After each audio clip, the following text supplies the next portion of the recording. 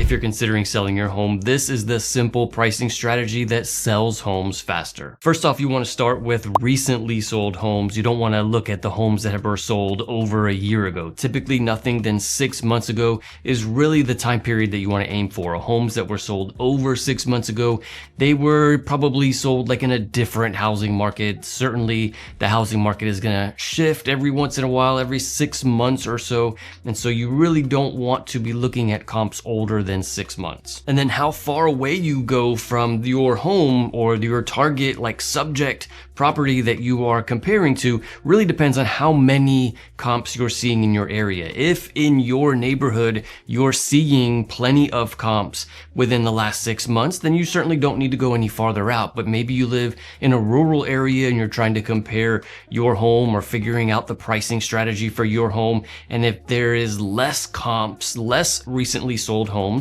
then maybe you need to go a bit farther out. I don't think that there's necessarily like a hard and fast rule for how far out you go. You really just want to get an appropriate amount of comps. I would say somewhere between 5 to 10 is an appropriate amount. And so if you have to go 5 miles out, I think that's understandable to get the right amount of comps. But again, if you've got that many within your neighborhood, then you probably don't want to go farther away. Also, it's important to remember that you are comparing your home to a similarly styled home and similarly sized home and aged home. And so whatever recently sold homes you're using to come up with the appropriate price for your home, you want to make sure that that's a similarly aged home. Somewhere between 5 to 10 years. It doesn't have to be the exact same age. It doesn't have to be built within the same year, but I would say between 5 and 10 years is appropriate. And then when it comes to the similarly sized factor, you may be wanting to be within about 500 to maybe 1,000 square feet. Again, it really all depends on how many comparable homes you are seeing in your area. If you have many options to choose from, then within 500 square feet would be appropriate. But if you are having to look very far out to find similarly sold homes, then maybe 1,000 square feet would be appropriate. But anything more than 1,000 square feet is probably not appropriate. And then another big one that you really want to focus on is the condition of the home. If your home is move-in ready and in great shape and you've done many things to maintain the home, then you obviously don't want to be considering recently sold homes that are not in great shape, and vice versa. If the home that you're trying to sell has not been maintained, if it's not in great shape, then you don't want to be comparing to other homes that have been very well maintained and are move-in ready. And you can absolutely use the homes that are currently for sale for helping determine what the appropriate pricing would be for your home.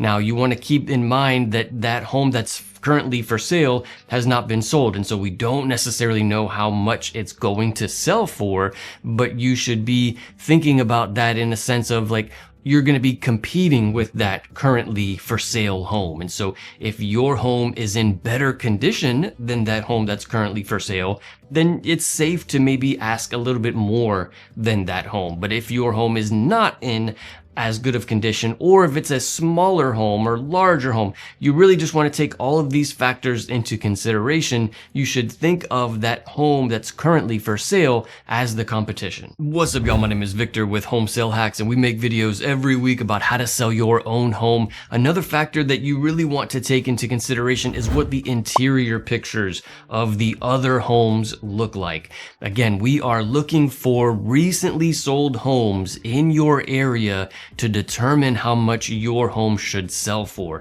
So not only are we wanting to find homes that are similarly aged and similarly sized and in similar condition, but we also want to look at the interior of the home. And very often people can kind of come up with pricing for their home just based on some cold facts like the size of the home and all of these things.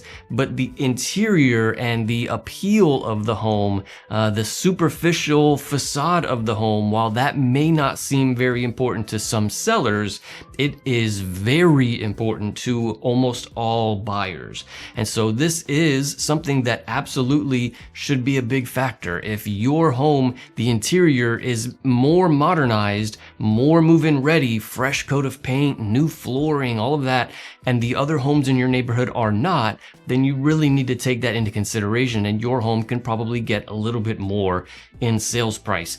But again, the opposite also applies. If your interior is maybe not move-in ready and is dated flooring and dated paint, then you want to take that into consideration as well. And so while this may seem like a superficial factor for sellers, again, for buyers, it is one of the most important factors. And so this is really who we are gearing towards. This is really who we are trying to market the home towards, is the buyers. So since the buyers are looking at the superficial interior design of the home, this absolutely needs to be a big one for you when you're pricing your home for sale. Now, a common question that we often get is, does the home need to be like the average of all of the recently sold homes, or can it be the highest of all of the recently sold homes? Or should it be the lowest of all of the recently sold homes? It really just depends though on all of the other factors.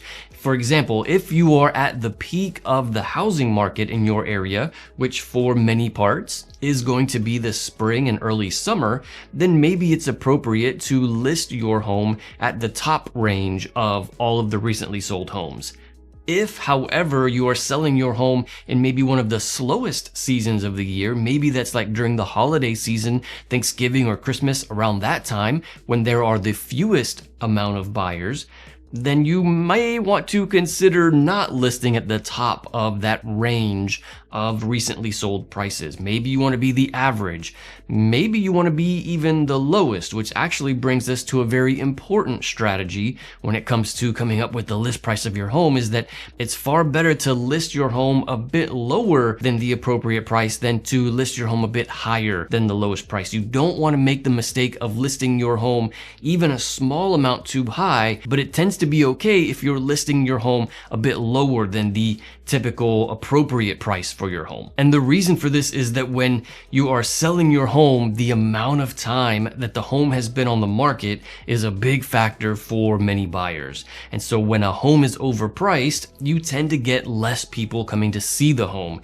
The home tends to go under contract or get sold in longer than a home that is maybe appropriately priced or just underpriced. And so when a home is overpriced, it starts to look like something is wrong with the home. It starts to look as though, oh, this home has been on the market for a long time. Not a lot of people are coming to see the home. And so it starts to appear as though the home may have some issues. Whereas if you err on the side of undervaluing or underlisting the home, the housing market tends to adjust for that, and you may get multiple offers for the home. Or maybe you'll get people coming to see the home and the home will sell faster, creating more demand for the home, which may fetch a higher price for the home. And so while we obviously want to list the home at an appropriate price, undervaluing is a bit safer than overvaluing. And overvaluing is pretty typical. Of course, if you're living in your home and you have that kind of bias for that home, which is super normal for any seller, it is kind of typical for a seller, a homeowner,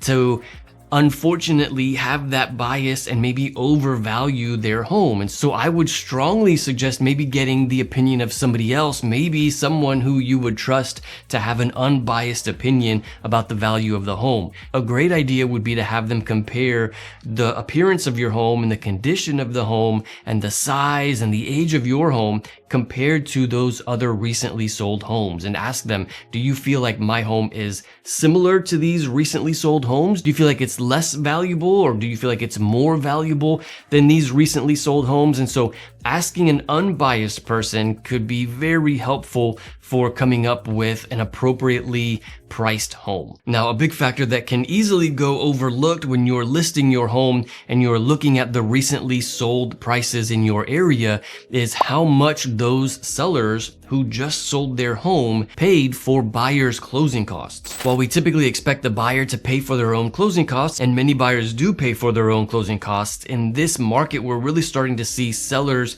paying a little bit of the buyer's closing costs. This is becoming more normal. And when you look at the recently sold prices of homes on a website like Zillow, for example, or Realtor.com, they don't list how much the seller paid for the buyer's closing costs. And this is obviously important because if the home sold for $500,000, but that seller had to pay $10,000 in closing costs, that seller really only netted $490,000. It's really the same thing to the seller, whether they sell for $500,000 and pay nothing in closing costs, or sell the home for $510,000 and pay $10,000 in closing costs. At the end of the day, they're just getting that difference. And so Zillow doesn't report how much the sellers are paying for the buyer's closing costs. So this is a big factor as well when you are coming up with an appropriate list price for your home. A big one that you need to be aware of is the appraisal process. When somebody is buying a home and they're using a loan, naturally their lender is going to require them to have an appraisal. So if the appraisal comes out to be less than the agreed upon purchase price, now you may have some issues with needing to renegotiate the price of a home. So this is another reason why you might not want to err on the side of overvaluing your home.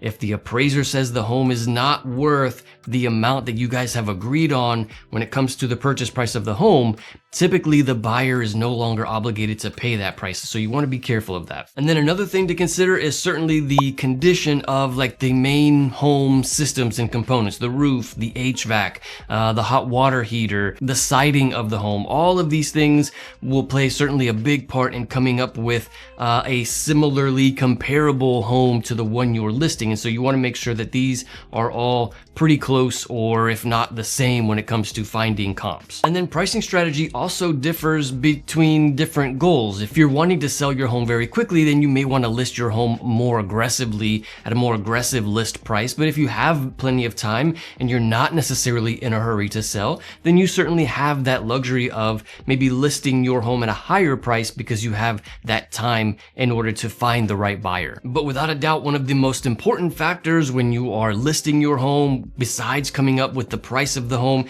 is how you're marketing the home. There are many different ways to market a home for sale. In fact, we made an entire video outlining the best ways to market your home for sale. You can check out that video here. I'll see you in the next one.